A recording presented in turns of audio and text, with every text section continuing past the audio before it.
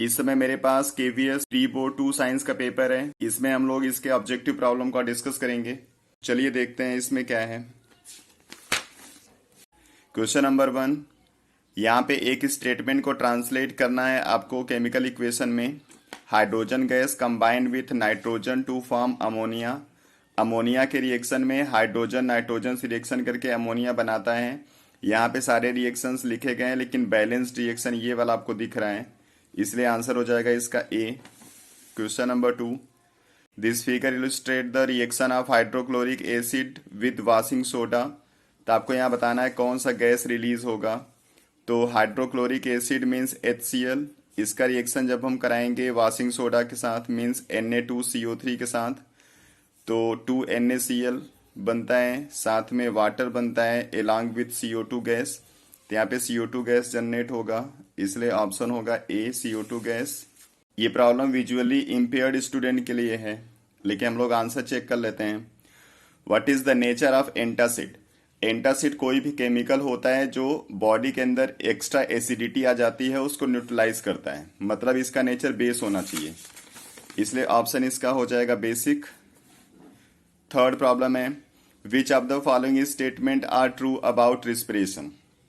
Haemoglobin has greater affinity for CO2। CO2 के लिए greater affinity show नहीं करता। The gases exchange takes place in the alveoli, ये सही है, एल्वियोली में गैसेस एक्सचेंज होता है। During inhalation ribs move inward. Inhalation के टाइम पे वॉल्यूम बढ़ाना होता है लंग्स का, इसलिए इनहेलेशन पे रिप्स मूव करेगा आउटवर्ड, ये गलत है। Haemoglobin has greater affinity for oxygen, ये सही है, तो इसमें बी और डी ऑप्शन सही है, means D. Growth of pollen tube towards ovule during fertilisation is example of. यहाँ पे ओव्यूल के अंदर कुछ केमिकल्स रिलीज होते हैं जो गाइड करते हैं पॉलन ट्यूब को उसकी तरफ इंटरेक्ट करने के लिए, तो यहाँ पे इन्वॉल्वमेंट केमिकल का है, इसलिए ये कीमोट्रोपिज्म का एग्जाम्पल है। What happen when a pellets of sodium is dropped in water। जब हम Na को ड्रॉप कर देते हैं वाटर के अंदर तो सोडियम हाइड्रोक्साइड बनता है along with hydrogen gas. Due to release of large amount of heat hydrogen start burning, इसलिए यहाँ पे आपका होगा catch fire and form hydroxide. अगला है, rusting can be prevented by following method. अगर रस्टिंग को प्रिवेंट करना है तो हम पेंटिंग कर देते हैं, गैल्वेनाइजेशन भी कर देते हैं, एलॉय फॉर्मेशन भी कर देते हैं, लेकिन मेल्टिंग का कोई कॉन्सेप्ट नहीं है, इसलिए इसका ऑप्शन होना चाहिए 1, 2 एंड 4। तो 1, 2 एंड 4 बी ऑप्शन दिख रहा है, ये हो जाएगा। Next, a sample of soil is mixed with water and allowed to settle. The clear supernatant solution turn the pH paper yellowish orange. अगर पीएच पेपर येलोइश ऑरेंज होता है मतलब इसका पीएच लगभग 4-5 के आसपास है, मतलब कि ये एसिडिक आपका सॉइल हो चुका है। Which of the following would change the colour of the pH paper two greenish blue. Greenish blue का मतलब पीएच हमको इसका 7 से ऊपर करना है और उसके लिए आपको यहाँ पे बेस ऐड करना पड़ेगा। And out of these 4 the quick lime is used as a base and reduce the acidity of the soil. Round green seeded pea plant, genotype ये दिया हुआ है, को क्रॉस कराया जाता है एक दूसरे पी प्लांट के साथ जिसका जीनोटाइप ये है। तो कह रहा है कि F1 जनरेशन में कौन सा यहाँ पे कैरेक्टर आएगा। तो अगर इसका गैमिट फॉर्मेशन करोगे तो सारे gamete R small y type के बनेंगे और इसके सारे gamete small r capital Y type के बनेंगे, और जब इनका क्रॉसिंग होगा तो हर कंडीशन में आपको capital R small r capital Y small y genotype मिलेगा F1 जनरेशन में, इसलिए यहाँ पे आपका जो प्लांट होगा वो राउंड और येलो कलर शो करेगा। एक इलेक्ट्रिक सर्किट यहाँ पे दिया गया है जिसमें 2 और 4 ओम के 2 रजिस्टर्स हैं जिनको कनेक्ट किया गया है सीरीज में, and in series combination R is equal to R1 plus R2, इसलिए यहाँ पे ओवरऑल रेजिस्टेंस इसका आएगा 6 ओम। वोल्टेज भी 6 दिया हुआ है, इसलिए I इक्वल टू लिखेंगे V/R according to Ohm's law. 6/6 करेंगे तो 1 एम्पियर यहाँ पे करंट आ जाएगा। What is the maximum resistance which can be made using 5 resistor each of 1.5 ohm? यहाँ पे मैक्सिमम रेजिस्टेंस बोल रहा है। मैक्सिमम रेजिस्टेंस आता है जब हम इनको कनेक्ट करते हैं सीरीज में, मिनिमम आएगा जब हम इसको कनेक्ट करेंगे पैरेलल। तो यहाँ पे सीरीज कॉम्बिनेशन यूज करना है, तो आर एस इक्वल टू हो जाएगा R1 plus R2 plus R3 means 1/5 plus 1/5 5 times means 5/5 equal to 1 ohm. तो मैक्सिमम रेजिस्टेंस यहाँ पे 1 ओम आएगा। अगर ये पैरेलल होता तो इसका आंसर 1/25 आता है, जो कि वैल्यू इससे बहुत ज्यादा कम है।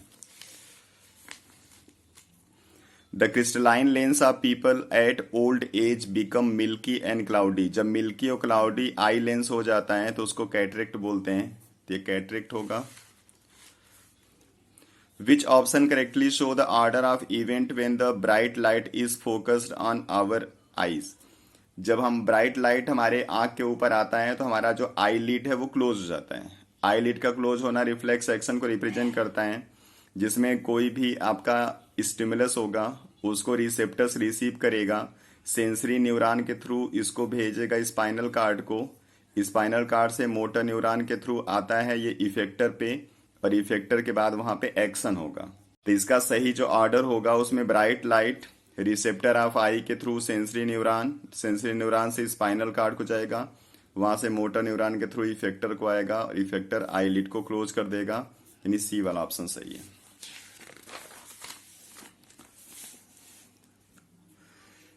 The shape of guard cell change due to change in. Guard cell का ओपनिंग और क्लोजिंग होता है जब आउटर सेल से वाटर इस गार्ड सेल के अंदर एंटर करेगा, और ये क्लोज हो जाएगा जब वाटर यहां से बाहर चला जाता है। मीन सारा हिसाब यहाँ पे वाटर का है, तो amount of water in cell opening और क्लोजिंग में हेल्प करता है। In which order to these events occur in human nutrition. Human nutrition में सबसे पहले डाइजेशन नहीं होता, इंजेशन होता है। इंजेशन के बाद डाइजेशन होगा, डाइजेशन के बाद पहले एसिमिलेशन नहीं होता, पहले एब्जॉर्प्शन होता है। इसलिए सी ऑप्शन सही है। The clear sky appears blue because.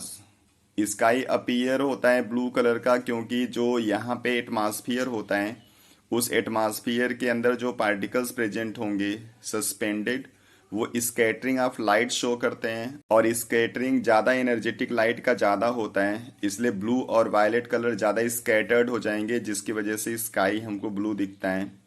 तो violet and blue light get scattered more than light of all the other colours by the atmosphere, और इसी वजह से ये ब्लू दिखेगा।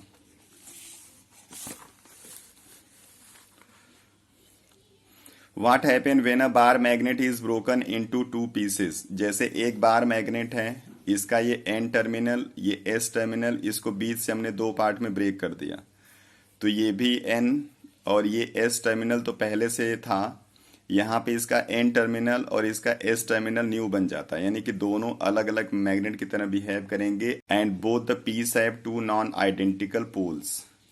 तो each piece will have 2 unlike poles, ये सही है। Each piece will have 2 like poles नहीं आता। Each piece will lose magnetism, ये भी सही नहीं है। विल हैव सिंगल पोल, ये भी सही नहीं है, तो इसका ए सही है। An incident ray strike a concave mirror after passing through the focus F as shown in figure. Which of the following show the correct path? जब हम किसी भी लाइट को इंसिडेंट कराते हैं फोकस से, तो फोकस से इंसिडेंट करने के बाद ये प्रिंसिपल एक्सिस के पैरेलल हो जाता है, और ये मिरर है इसलिए इसका रिफ्लेक्शन होगा। अदरवाइज अगर लेंस होता तो रिफ्रैक्शन ये शो करता, इसलिए ये सही होना चाहिए। तो यहाँ पे ऑप्शन में ये वाला बना हुआ है, तो ये सी ऑप्शन सही होगा। The image form by plane mirror is. Plane mirror से जो इमेज बनता है वो हमेशा क्या होता है, सेम साइज का होता है, इरेक्ट होता है और वर्चुअल होता है। वर्चुअल इरेक्ट डिमिनिश्ड ये गलत है, वर्चुअल इरेक्ट मैग्नीफाइड ये भी गलत है, virtual erect and same size ये सी सही है। The percentage of solar radiation absorb by all the green plants for the process of photosynthesis. Photosynthesis में जो भी रेडिएशन सनलाइट का आता है उसको ग्रीन प्लांट केवल 1% ही यूज करता है फोटोसिंथेसिस में। और EC 1% का फिर आगे 10% ट्रांसफर होगा अलग अलग ट्रॉफिक लेवल में, तो इसका आंसर होगा 1%। तो सी सही है। नेक्स्ट, एसर्शन रीजन के 4 प्रॉब्लम है इसमें आगे। The aqueous solution of glucose and alcohol do not show acidic character, ये बिल्कुल करेक्ट है। और एसिडिक करेक्टर क्यों नहीं शो करते? क्योंकि आयनाइज नहीं होंगे, और आयनाइज होके जो H+ देता है वही एसिडिक नेचर को शो करता है। The aqueous solution of glucose and alcohol do not give H+ ion, ये सही है और इसका एक्सप्लेनेशन भी ये है। In human male testes are extra abdominal organs which are present in a bag called scrotum, ये सही है। वो आउटर बॉडी सरफेस के ऊपर स्क्रोटम के अंदर पैक रहता है, और स्क्रोटम उसको बॉडी टेम्परेचर से 2 to 2.5 डिग्री कम टेम्परेचर प्रोवाइड करता है, जो कि जरूरी होगा for the release of sperm and its storage.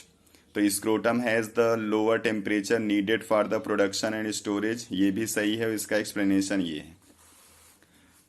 Biomagnification is caused due to the accumulation of non-biodegradable toxic substances in organism at each successive trophic level, बिल्कुल correct है ये। बायोमैग्निफिकेशन का मतलब होता है अलग अलग ट्रॉफिक लेवल के अंदर हार्मफुल केमिकल्स का इकट्ठा होना। Biomagnification leads to the maximum accumulation of chemicals in small fish, small fish में मैक्सिमम एक्यूमुलेशन नहीं होगा।